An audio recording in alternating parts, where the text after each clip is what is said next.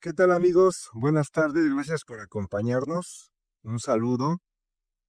Mi nombre es Daniel Gutiérrez Hernández, mejor conocido como Daniel Blogs en las redes sociales. Ahí tengo dos invitados aquí muy queridos, Elizabeth Ibáñez Flores, mucho gusto. Gracias por acompañarnos.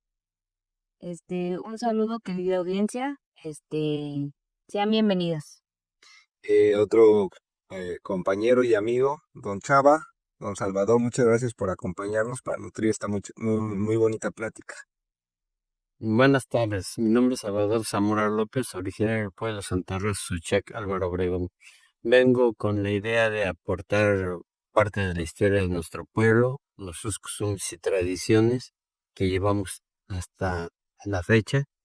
Y esta es una gran oportunidad para poder visualizar este lugar de donde venimos, el pueblo originario. Ok, muchas gracias, don Chava, por estar con nosotros. Sean bienvenidos a este su programa, Sochac, Cultura, Tradición y la voz de sus habitantes. Espero sea muy enriquecedora para todos ustedes. A lo largo de estos 16 capítulos les contaremos solo un poco de lo mucho que tiene nuestra bella comunidad. Con orgullo podemos decir que formamos parte de un pueblo originario de la Ciudad de México llamado Santa Rosa Sochac. A continuación tenemos unos datos relevantes para entrar en contexto sobre nuestra población. Santa Rosa siempre se autodenominó como un pueblo, pero fue hasta 1995, gracias a un programa delegacional, que fuimos catalogados como un pueblo rural y no como una colonia. Santa Rosa se ubica entre las alcaldías Álvaro Obregón y Coajimalpa. Lo limita al sur y al este el pueblo de San Bartolomé y Alco. Y Santa Rosa ocupa una superficie de 43.75 hectáreas. ¿No?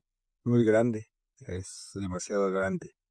Un pueblo originario es un grupo social y cultural que tiene raíces ancestrales en el territorio mexicano.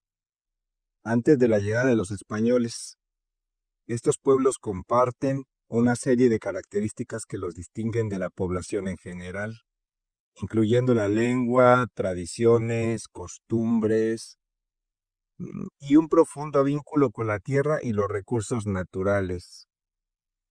Desde su esencia misma, cuando nos referimos a los pueblos originarios, hablamos de una cultura de pertenencia. Tiene una historia que la antecede. Han creado sus propios simbolismos y prácticas sociales mediante usos y costumbres. Así, construyen los pueblos que se articulan entre sí a través de la oralidad, que es muy importante, la tradición oral. Esto resulta indispensable en la transmisión de conocimientos, prácticas y formas de entretender al mundo que rodea a los pueblos originarios. Algunos ejemplos de pueblos originarios en México podrían ser los nahuas, aztecas, mixtecas, mayas, zapotecos, mixtecos, otomíes, totonacos, solo por mencionar algunos nombres. El 9 de agosto del 2024, obtuvimos un reconocimiento por parte de la CEPI. Eso fue en el marco de la conmemoración del Día Internacional de los Pueblos Indígenas. La Secretaría de Pueblos y Barrios Originarios y Comunidades Indígenas Residentes entregó 55 constancias de instrucción a pueblos ubicados en 11 alcaldías de la Ciudad de México, así como a 5 comunidades indígenas residentes que se inscribieron por primera vez a este programa. Y Santa Rosa Xochiac forma parte de uno de ellos. Eh, la historia no me va a dejar mentir, don Chava, cuando voy a comentar este tipo de introducción. Tiene un proceso que no tiene fin, pero tampoco tiene un inicio claro y mucho menos definido. Parte de lo que compartimos en este podcast no está escrito en ningún lado. La historia de nuestra comunidad no forma parte de los libros de texto. Incluso pareciera que en algún momento no formábamos parte de nada. usted me entiende al tocar el tema, que todo eso se ha tenido que encontrar y buscar la información para poder llenar esos aspectos en nuestro querido pueblo. Nuestra comunidad se edificó a base de mucho trabajo en equipo y solidaridad entre comunidades que tenían necesidades y conflictos similares, pero sobre todo se edificó a partir de nuestra fe. La, la tradición, con ello se formó gran parte del acervo cultural de ahora, que nos sentimos muy orgullosos. Bueno, pues vamos a empezar con el tema, que sería el origen y nuestra historia. Entonces, para eso tenemos a nuestro invitado del día de hoy, para que igual nos nutra un poquito más, ya que él es originario de nuestro pueblo y pues cree que nos pueda comentar un poco de usted, señor Toncho. Bueno, como les comenté hace rato, yo soy originario desde mis bisabuelos antepasados. De pueblo de Santa Rosa Xochitl. Hay documentos donde viene desde mi bisabuelo que llegó ahí y manifestó sus terrenos mediante mm, lo que vienen siendo escrituras de los terrenos propiedades que poseía en ese momento. Entonces, tuve la gran oportunidad con él ya no, pero con mi abuelo materno y mis padres, mi mamá y mi papá, de platicar mucho sobre la historia de Perú en todas las cuestiones. Creo que fue una gran enseñanza para mí haber tenido esa oportunidad de platicar con ellos sobre toda la historia, cómo se formó el pueblo. Tengo entendido hasta donde sí que fue un desdoblez del pueblo de de San Bartolomé Yalco. Nos asignaron hacia la parte, la colina del cerro para poblar también por ahí y aprovechamos. Ya con el tiempo ya nos dieron la posesión de ese territorio. Inclusive de la parte comunal, no es una dotación del gobierno cuando se hizo la repartición de los ejidos y la parte comunal. Ese terreno lo fue adquirido por nuestros antepasados, pagado por medio de monedas de oro y plata. Por lo tanto, no es una dotación, sino es una compra. Y y para eso existen las famosas escrituras de redención, donde nos respalda que realmente no fuimos dotados de esas tierras por el gobierno, sino que las adquirieron nuestros antepasados. Entonces, de ahí se desprende de que se formó Santa Rosa Xochitl. Al principio tenía otro nombre, era Santa María, que no me recuerdo qué nombre, pero era Santa María. Sí, perdón que lo interrumpa, es Santa María Cuauhtémoc. De hecho, así se llamaba antes de que se llamara Santa Rosa Xochitl. No sé si tú coincidas con eso, Eli. Bueno, voy a darles unos pequeños datos que tengo. Este, bueno, todo esto es a través de la oralidad, de nuestros antepasados, personas como el señor Salvador, que nos han enriquecido con sus testimonios. Tenemos una versión acerca de la fundación del pueblo de San Bartolomé Yalco. Esto relata que en la época prehispánica, un grupo de personas provenientes de Chimalhuacán, otras versiones mencionan Azcapotzalco, salieron en busca de un lugar para vivir y que, atraídos por la abundancia de recursos, decidieron establecerse en lo que ahora es San Bartolo. Sí. Estos habitantes, en su mayoría, eran tlaltencos. Los tlaltencos eran unas personas que se dedicaban a la pesca. Ellas se asentaron en torno a una laguna que había allí cerca llamada Xaxalpa, que surgía de un manantial de agua dulce. Además, pues tenemos muy cerca el bosque, pues, y cazaban también en las inmediaciones del bosque. Estos terrenos, ahorita podríamos decirlos que abarcan desde lo que es Axomiatla hasta el Cerro de San Miguel. y por decirlo de algún modo, ahorita vendrían siendo también las colonias de La Era, El Limbo, Torres de Potrero, Santa Rosa, y que vendrían siendo también hasta los bienes comunales. Ok, entonces por lo que entiendo, San Bartolo, perdón, Santa Rosa se fundó por el pueblo de San Bartolo Ameyalco. ¿Se podría decir que son pueblos hermanos o del mismo, pero son de jurisdicciones distintas, ¿no? Pues bueno, según la tradición, se cree que Ameyalco se fundó entre 1450 y 1500, Antes de la llegada de los año de la españoles. llegada de los españoles. Ellos estaban bajo el dominio de Texcoco. Se dice que el Huitlahuac y Chimalpopoca les permitió permanecer aquí, bueno, en esos territorios, a cambio de dotaciones de materia prima, principalmente pescado, y además, pues también se comercializó, bueno, se tomaban los recursos del bosque, ¿no? Con la caída del, del imperio, en manos de los españoles, el pueblo pasó a formar parte de lo que era el Marquesado del Valle de Oaxaca. Sí. Y después de eso se fundó el pueblo de San Bartolomé Yalco, que pasó a ser dedicado a San Bartolomé Apóstol. Ok.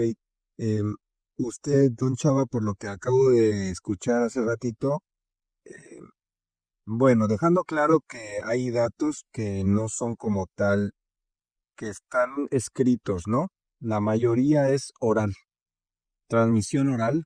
Entonces, ¿qué nos pueden decir ustedes de sus antepasados? Algo sobre el origen, ya nos contó un poco, pero tal vez alguna anécdota que lo haya marcado, o de cuando usted era niño en ese pueblo.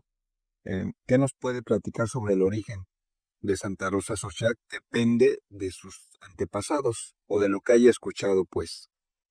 Bueno, lo que me platicaron mis antepasados, que ellos llegaron ahí porque, como dice la compañera, había recursos eh, naturales de los que podían vivir, ya que los antepasados eh, en las colinas, en donde se encuentra nuestro pueblo, hicieron los terraplenes para poder sembrar maíz, haba, frijol, etcétera.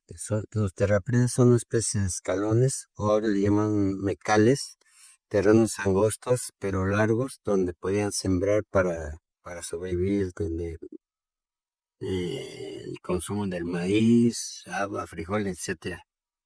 Por otra parte, la gente no tenía desde luego ninguna carrera, etcétera, no estudiaban entonces. Todo agrícola. Exactamente, vivían de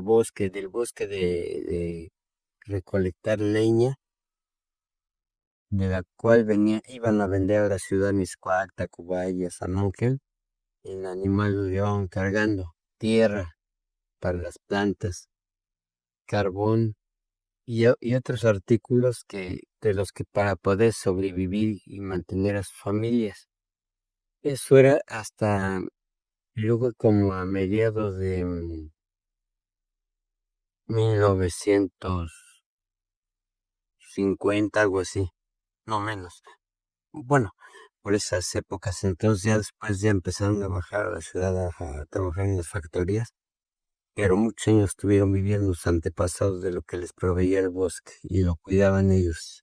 Muy celosos, no dejaban de que se talaran, etcétera, y hasta la fecha lo cuidamos mucho nuestro bosque. Entonces, perdón, entonces usted todavía le tocó ese tipo de agricultura, trabajar la leña, todo, usted me entiende, todo lo que ya ahorita casi no se ve en el pueblo. No, ya no, porque mucha gente ya estudiamos y entonces ya buscamos trabajo, ¿no? En lo que estudiamos. Y efectivamente yo de niño iba con mi papá a la milpa, al monte a traer leña y desde arar el terreno para sembrar, escardar, echar montón, cosechar, todo lo que tenía que ver con la agricultura, nosotros éramos mis hermanos y yo los que le ayudábamos a mi papá a hacer toda esa labor de campesino de los terrenos que sembraba. Sí, Bueno, tenemos otros datos. Bueno, datos. nosotros tenemos otros datos. Bueno, em, hay otras, bueno, versiones de cómo se fundó Santa Rosa. Vamos, que la misma gente que había salido de Chimalhuacán, que se estableció en San Bartolo, obviamente, como lo estaba comentando el señor Chava, subían a lo que es las faldas del monte donde comenta el señor Chava que hicieron los terraplanes y todo eso, y como obviamente estaba vasto de recursos, llegaban otros, digamos, por decirlo de alguna manera, invasores. Mm. Entonces ellos, para evitar esa invasión, empezaron a instalarse en sus diferentes parajes, y fue así que pues empezó a poblarse lo que es Santa Rosa. Santa Rosa, que en ese momento era Santa María Cuauhtémoc, ¿no? Así, efectivamente. Hay otra versión interesante tocando ese tema sobre el nombre del pueblo. No sé si usted esté conectado conmigo, chava, lo haya escuchado.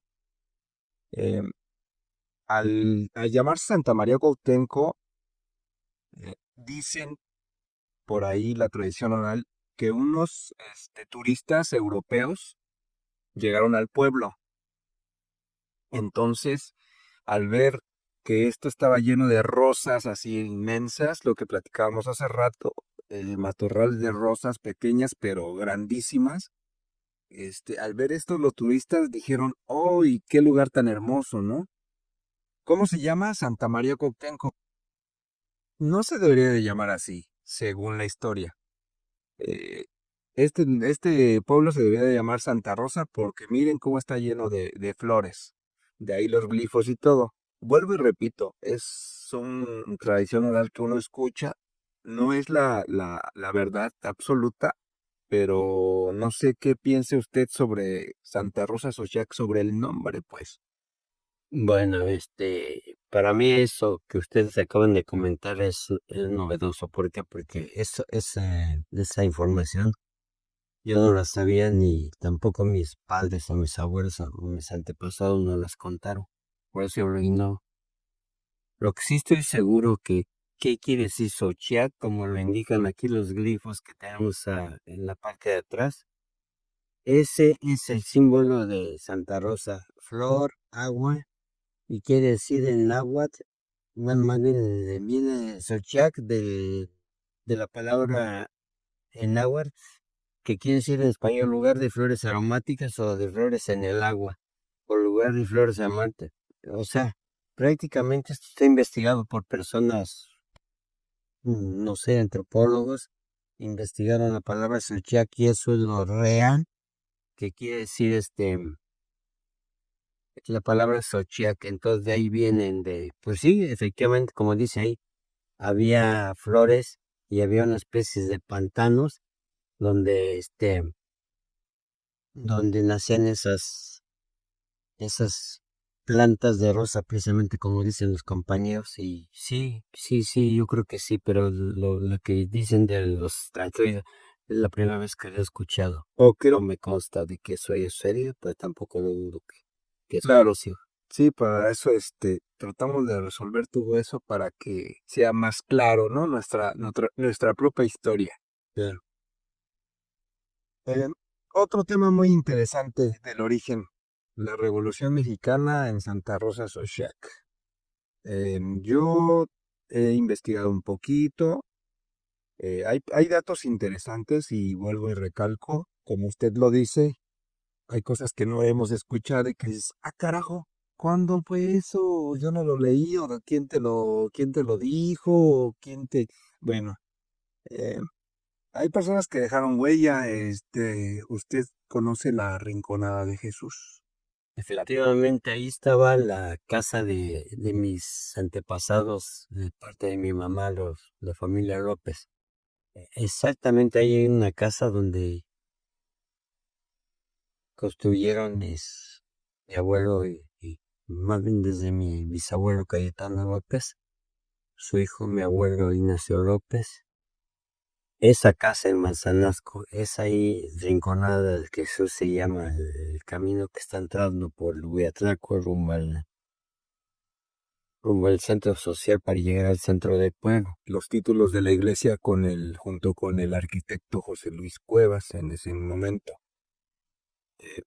Un dato muy interesante que él acaba de tocar y que por eso la calle se llama Rinconada de Jesús. No sé si estoy bien, usted que tiene más Pues de yo, como digo, pues no dudo que eso haya sucedido, pero posiblemente sí, porque ahí vivía el señor Jesús Gutiérrez, pero enfrente de la casa de mis abuelos, que es la misma familia, pero por parte de mi bisabuela. Entonces eran de la familia Gutiérrez, de Santa Rosa. Y sí, de lo que yo he investigado con papeles, es lo más antiguo que existe en nombres, autoridades o gente nativa de Santa Rosa, el señor Jesús Gutiérrez. Entonces, no dudo de que efectivamente eso haya sucedido, pero de que el nombre por ahí no ni tampoco lo sé, pero pues legalmente sucedió eso. Claro, como estamos platicando, realmente no tenemos el dato exacto, simplemente va de lo que a ustedes le contaron sus antepasados, lo que a nosotros nos han contado otros testimonios, otras personas. Entonces, pues esto es lo que hace enriquecedor nuestra historia. Sí, nosotros como jóvenes, pues por eso la invitación hacia personas como usted, que sabemos que sabe sobre el pueblo, que nos puede guiar y que nos puede incluso corregir datos, ¿no? Nosotros somos, eh, más bien ustedes son nuestros guías para poder tener esa información.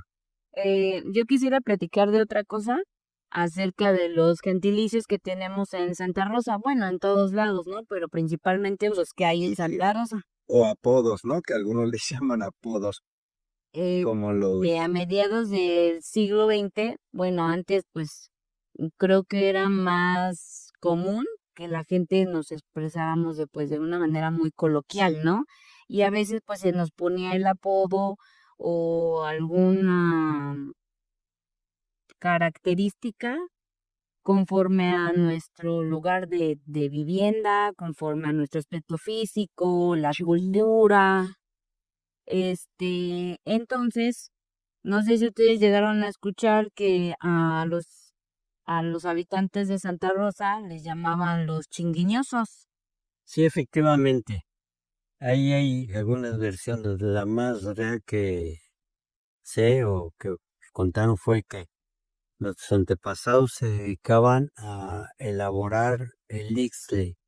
El ixtle viene siendo una materia prima natural que viene de las pencas de los magueyes.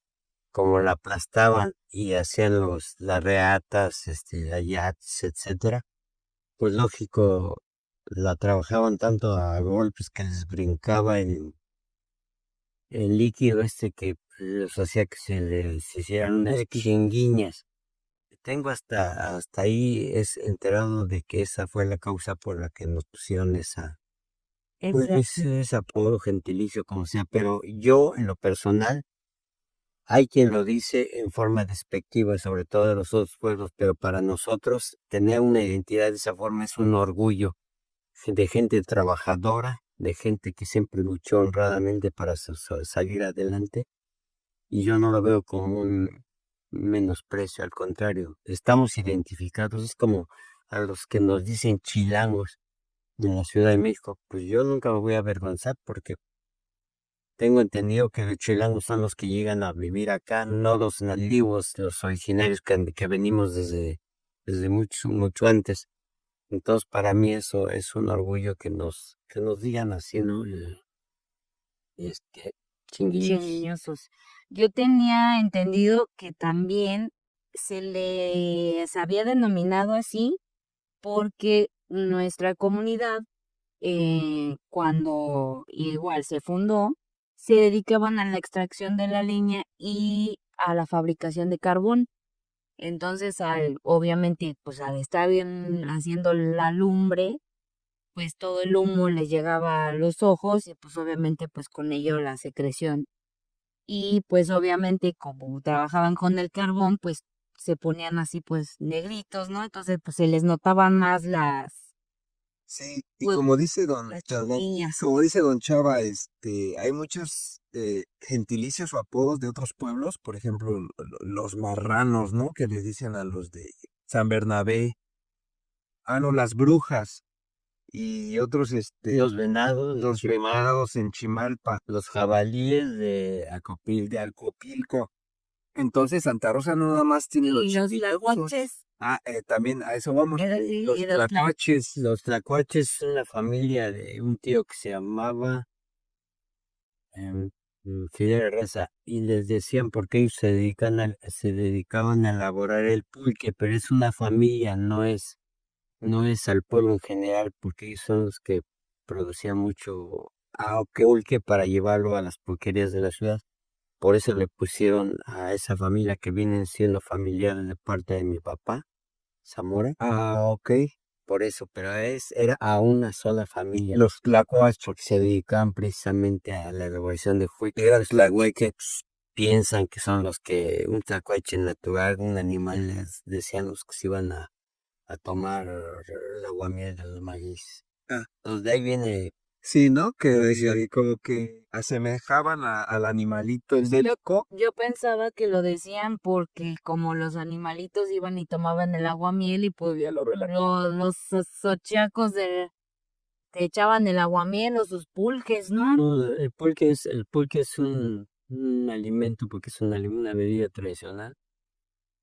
Quien lo toma, pero como todas las bebidas, si no es con exceso, no pasa nada. Ah, Claro, claro, claro.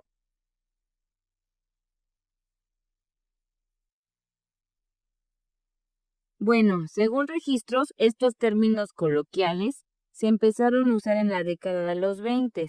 Las distinciones técnicas no dependían de una falta de respeto o de una discriminación. Al contrario, lo usaban como un sistema social para distinguirnos entre pueblos hermanos, ¿no? Sí, Entonces, como les decimos ahorita, no, nunca fue ni era de manera despectiva de referirnos a ninguna persona, yo ¿no? creo que las nuevas generaciones son las que despectivamente eh, manchan esos gentilicios, ¿no? Yo siento que antes era más común o más amigables, ¿no? Y ahorita los chiniños, yo he escuchado más a los jóvenes así como que, ay, ¿eso qué es, no? Ni siquiera saben la información, ni siquiera saben de por qué se le llama así, pero Y pues bueno. precisamente para eso estamos con este programa, para que acercar a la población, acercar también a los jóvenes, a que nos empapemos de toda esta información y que no dejemos que desaparezca.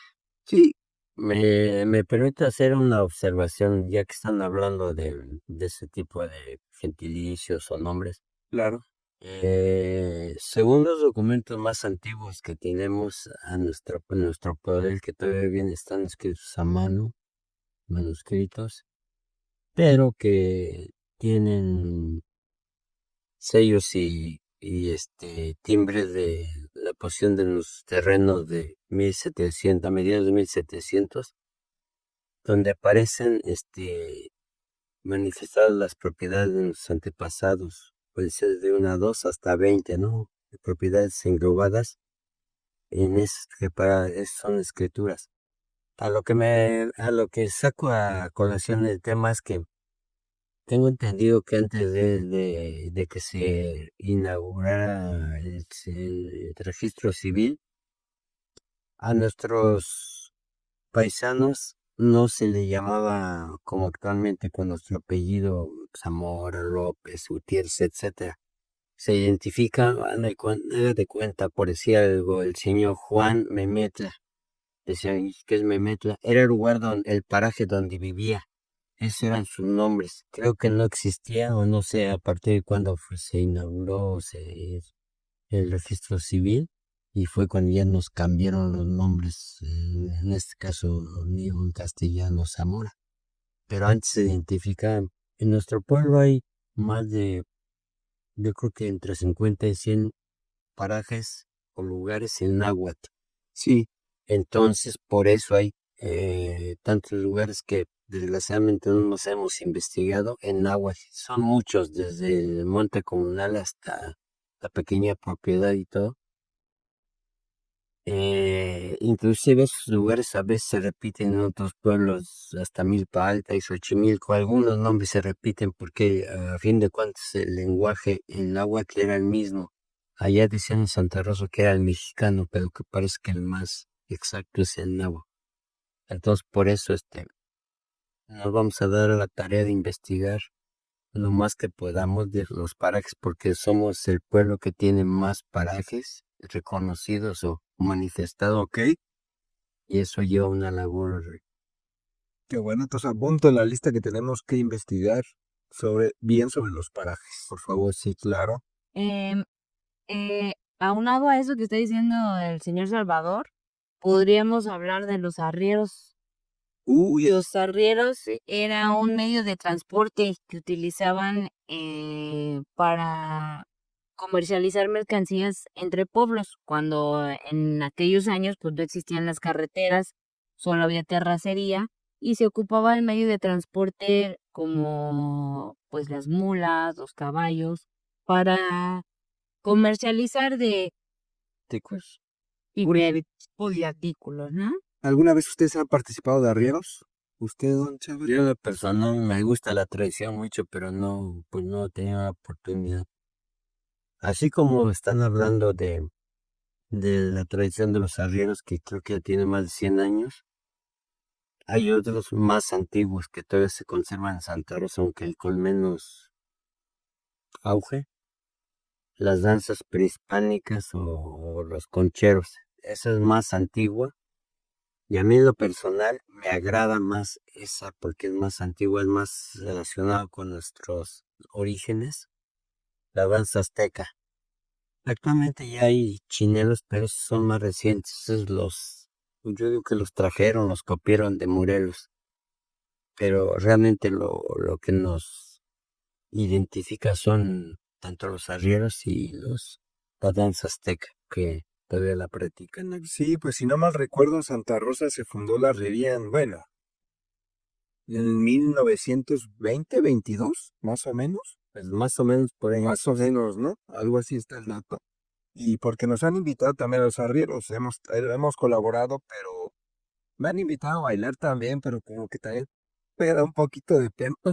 Yo creo que bailaría más de chinelo que de arriero, pero ya depende de cada uno, ¿no? Claro, los gustos. Los gustos. Y la identidad que uno tenga, no estoy en contra de nada, pero si me dieran me escogieran y yo, pues yo te ya en estas alturas, no, ya no, pero me hubiera gustado ser danzante, pero de danzas aztecas. De los concheros, sí.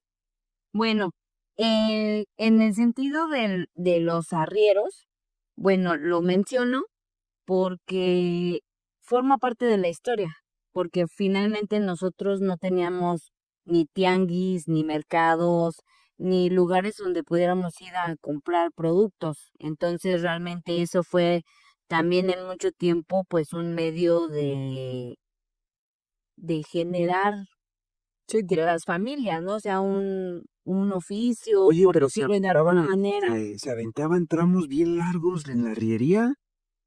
Bueno, de hecho aquí tengo un dato importante. Em, Santa Rosa es vecina con San Bartolo y con San Mateo, pero tienen vínculos muy cercanos con el pueblo de San Pedro Coajimalpa y San Lorenzo Acopilco. Estos tienen algo que se les llama correspondencias. Entonces, obviamente, vienen también desde hace muchos años, ¿no? Entonces, estas correspondencias, pues obviamente como lo estamos platicando en aquellos años, pues no existían las calles y las carreteras como las conocemos ahora. Entonces ellos, como lo comentaba ahorita don Chava de los parajes, entonces ellos iban atravesando diferentes montes, diferentes valles, pasaban por ríos, por lagos, por ojos de agua y obviamente se les fue determinando con un nombre y pues así fue como fueron recorriendo todo, Sí, claro, incluso, todas las montañas, todo. incluso con pueblos del Estado de México como Coyoacac y Huixquilucan. Ve que los tenemos prácticamente cerca, pero hasta allá comercializaban, ¿no? Con sus burritos y, o sea, yo a veces me pongo a pensar cómo era esa vida de voy a cargar mi burrito, mi mula y vámonos 10, 15, 20 Bueno, kilómetros hacia... exacto, eso puede ser también porque había gente que tenía muchas mulas, así como Recuas les llamaban. ¿no? Hasta 500 mulas. Entonces, obviamente, ellos no podían manejar todos esos animalitos, ¿no? Entonces, tenían gente que trabajaba para ellos, obviamente de arrios, pero uno podía, pues también, yo tengo mi mulita, tengo mi burrito y yo voy a empezar, pues, a lo mejor porque no solamente transportaban mercancías, sino también eran portadores de noticias, eran mensajeros, Mensajeros. este, Sí, pues es que no había de otra. Incluso o sea, podía usarse como autotrabajo y como un empleo también, ¿no? el emprendimiento desde hace muchos años, ¿no? Sobre las correspondencias, don Chava, ¿qué nos puede contar sobre eso? ¿Ha participado? Muy poco, sinceramente, más bien he acompañado luego a dejarlas porque, por ejemplo, con Chimalpa se lleva pues en cada fiesta un castillo y ellos corresponden con lo mismo otro castillo. Gente muy amable, gente muy educada, muy servicial, ¿no? La verdad, por eso nos llevamos tan bien con ellos y ha durado tanto nuestra tradición esa de las correspondencias. Vamos a sus pueblos, llegan a los San Pablo Chimalpa y San Lorenzo Copilco. Tenemos una buena relación con ellos y pues es forma de hermandad a nuestros pueblos. Los apoyamos en lo que se puede y es una fiesta realmente. Fiestotas. Muy buenas las fiestas y Oiga, y ahorita, perdón, ahorita que estamos tocando ese tema sobre las correspondencias, tengo una duda. Eh, Santa Rosa y San Mateo, ¿qué pasó ahí? pues diferencias que ha habido por el límite, por Territorios. límites territoriales y eso no nos hace pues llevarnos bien, pero pues ni modo, ¿verdad? A veces con vecinos más alejados que nos lleva uno bien. Claro. San Bartolo, pues a lo mejor pasó algo similar, pero pues no ha habido ese acercamiento, pues a lo mejor por falta de interés de ambos pueblos, aunque debería ser lo contrario porque son los que están más pegados, pero desgraciadamente, como lo comento, ha habido diferencias por límites de territorio, etcétera. Entonces, eso ha impedido de que tengamos mucha comunicación o convivencia con ellos, pero pues no pasa nada, nos respetamos y vamos a continuar como hasta la fecha sin pleitos Sí, y esa es nuestra idea de que se arreglen las cosas. claro. Y también no dejando atrás que la gente de Puebla es aguerrida, ¿no? O sea, Somos muy con unidos, su postura y también muy unidos. somos muy unidos ahí, por ejemplo en Santa Rosa, no esperamos a que detengan a los ladrones o asaltantes, o sea, ahí los detenemos y dicen que los linchamos. Nomás unos golpecitos, ¿no? Pero nunca. Ah, pero espéreme, ahorita llegamos al linchamiento. Pero no pasa de eso, ¿no? Porque, Pero está de acuerdo que los delincuentes se lo buscan. pues sí, porque van a Claro. molestarnos. Es que luego dicen, es que no, no, no, se lo Oye, buscan. yo siento que todo eso comenzó porque, como lo platicamos al principio, realmente al estar tan alejados de la ciudad, pues no, las autoridades competentes pues no tenían, pues a lo mejor la conexión para poder llegar a oportunamente a cualquier emergencia que se necesitara en el pueblo, ¿no? Entonces, ¿qué es lo que hacían los pobladores? Pues tomar justicia por propia mano.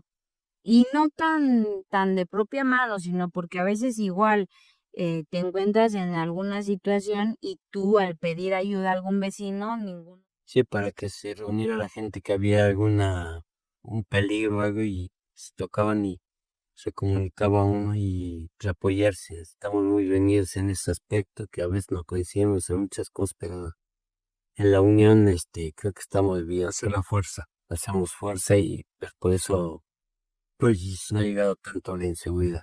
Claro. Ok, y cambiando de tema, Chava, después de los linchamientos, vamos con un poco de sabor, ¿no? Algo de gastronomía. Sabores de Soshak le, le pusimos. El 15 de agosto se celebra en la religión católica a la Asunción de la Virgen María. Se conmemora la creencia de que María, Madre de Jesús, fue llevada al cielo en cuerpo y alma. Esta festividad es una de las más importantes del calendario litúrgico y se celebra con misas y procesiones en muchos lugares. Y Santa Rosa no es la excepción. Este día se bendice la cosecha de maíz criollo y de la hoja de maíz para la producción de tamales. Asimismo, se prepara un delicioso atole cuyo protagonista es el maíz criollo, especialmente los granitos de maíz tierno. Y les vamos a compartir una pequeña receta acerca de cómo se prepara este atole. Esta receta rinde aproximadamente para 16 personas. Y los ingredientes son una docena de elotes tiernos, principalmente criollos si es posible, 2.5 mililitros de agua, canela, piloncillo al gusto. La mayoría de las abuelitas dicen que el piloncillo bueno era el negro, entonces pues hay que seguir la receta. El tip de las abuelitas. Y 1 kilo de masa amarilla. Para la preparación se debe deshojar y limpiar rigurosamente cada pieza de elote para proceder a desgranarla y después se reserva. Y después se ocupará un poquito más adelante. En una olla de barro con una capacidad de aproximadamente para 4 litros, ponemos a calentar los 2 litros de agua con la canela, los granitos de elote y el piloncillo.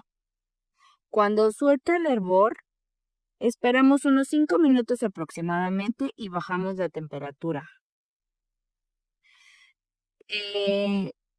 Después tenemos que disolver la masa en medio litro de agua. Esto lo podemos hacer manualmente. Si lo hacemos así, debemos de colar nuestra mezcla. Si lo hacemos en una licuadora, no será necesario. Una vez teniendo esta mezcla, vaciamos la masa disuelta en nuestra olla de agua caliente con los ingredientes previos y terminamos la cocción. En este sentido, obviamente cada quien le vamos dando nuestro gusto. Habrá gente a la que le gusta muy dulce, habrá gente a la que le gusta muy más light. Entonces lo vamos probando, pero aquí van unos tips de la abuelita. Híjole, esos tips son buenos porque Una vez que se agrega la masa, no se debe de dejar de moverle al atole porque se pega o se quema.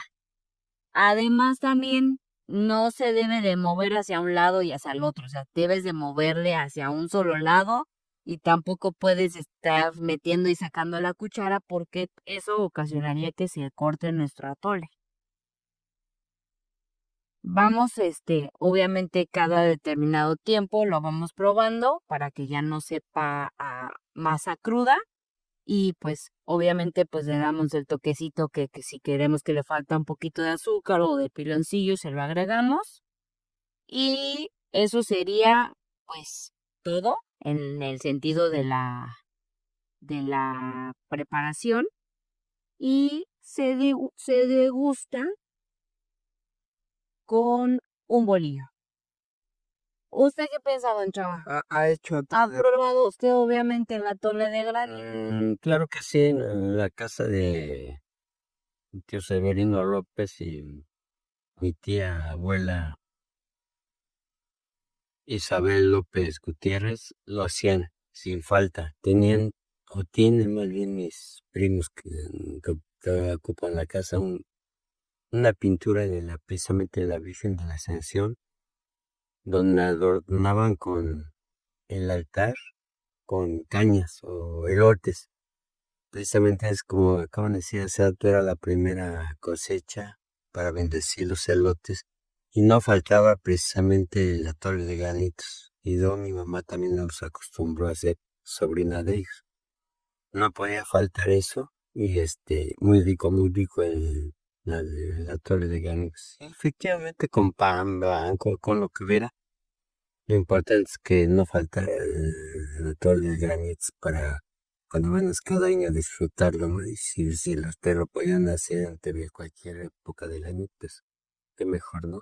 Muy rico, muy rico. Pero el 15 de agosto era un día que casi que todo mundo Santa Rosa tomábamos atole de bañita. Esa es una costumbre que siempre se ha conservado en la mayoría de la gente y Y esperemos que siga, ¿no? Que no desaparezca y precisamente por eso queremos compartir la receta para que igual las personas que tengan la oportunidad de realizarlo en casa lo hagan y tengan la posibilidad de probarlo. Y lo mejor de todo, que también pregunten o que se informen en sus propios pueblos, ¿no?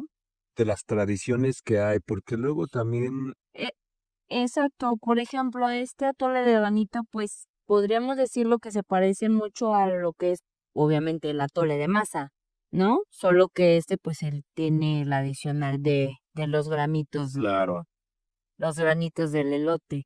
ya hasta me dio hambre por estar hablando de que ya te se me antojó un atole de granito, pero pues bueno, pues ya estamos próximos. Ya mero, por eso estamos sacando el tema. No salió el tema porque está muy acorde con Un volado, don Chava, a ver quién prepara el atole de granito, usted o yo. después. ninguno de los dos.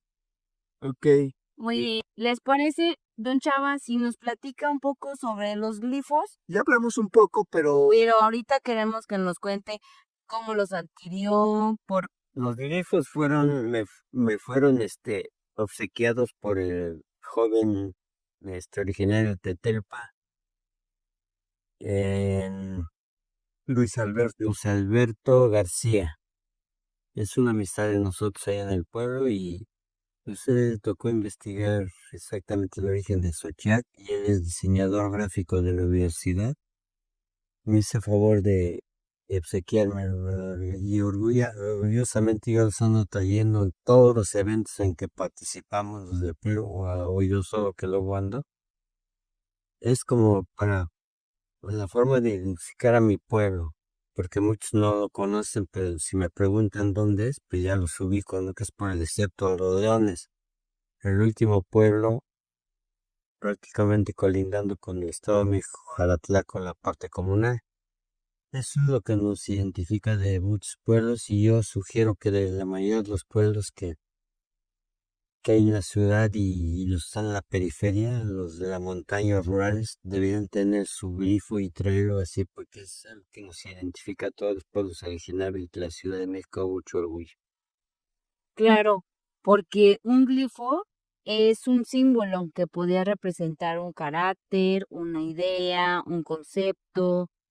En sistemas de escrituras antiguos, como en el maya, los glifos son la base de la escritura, porque funcionaban como letras, palabras, ideas.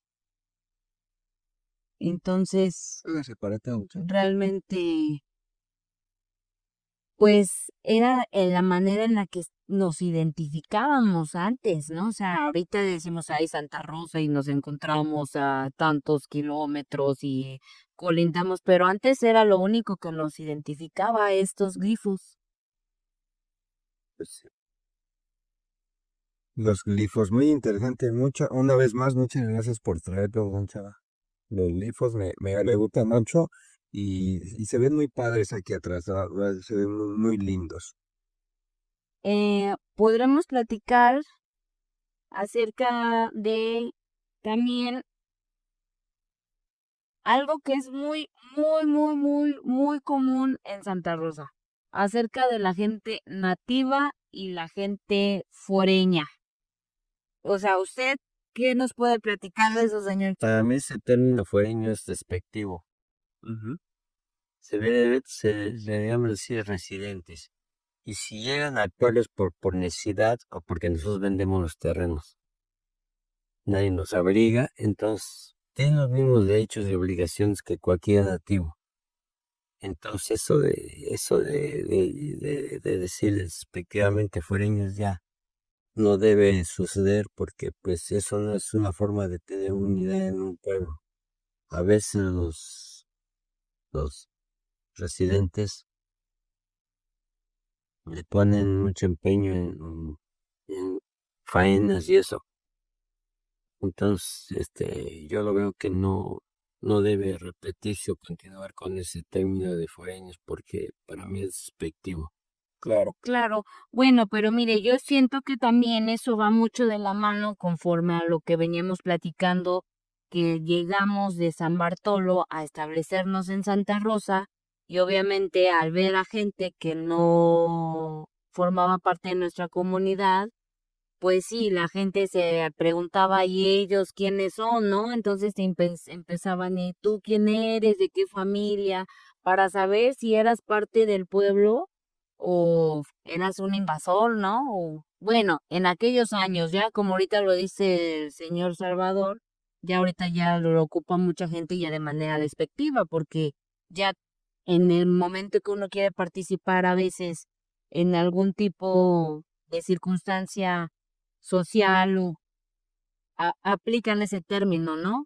Tú, ustedes no, o eso ahora se puede hacer porque no son nativos o porque no son originarios, que está mal, ¿no? Porque finalmente lo que queremos es fomentar la cultura, fomentar la participación y pues no importa que seamos fuereños o que seamos nativos, lo que tenemos que ser es de Santa Rosa y estar orgullosos, ¿no? Porque aunque lleguemos a vivir allí, pues ya formamos parte de la comunidad. ¿No cree, don Chava? Así es, así es. Eso se debe ir borrando esos términos despectivos y lo que se pretende es que de aquí en adelante ya tengamos más unidad y estemos unidos en todos los aspectos para mejorar y que nuestro pueblo progrese. Porque incluso ese tipo de acciones ha hecho que hasta posibles linchamientos, don Chava, hasta por malos entendidos, porque personas a veces se equivocan o a veces por malinterpretar las cosas, acusan a otro tipo de personas. Tratamos de que, como usted lo comentó apenas, que todo esto sea una convivencia sana, pero también que las malas personas no intenten sobrepasarse, ¿verdad? Porque la gente de pueblo es muy aguerrida también, pero también es muy... O sea, somos muy territoriales, obviamente defendiendo la cultura, la tradición y obviamente pues nuestra gente, ¿no?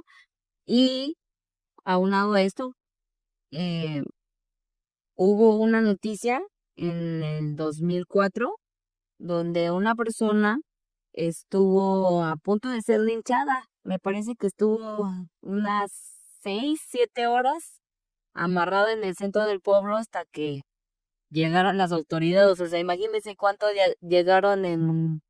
tardaron en llegar las autoridades para que ella permaneciera tantas horas ahí amarrada y hasta que pues pudieron liberarla, bueno, relativamente, ¿no? De la multitud, pues lo metieron pues presentarla al Ministerio Público, ¿no?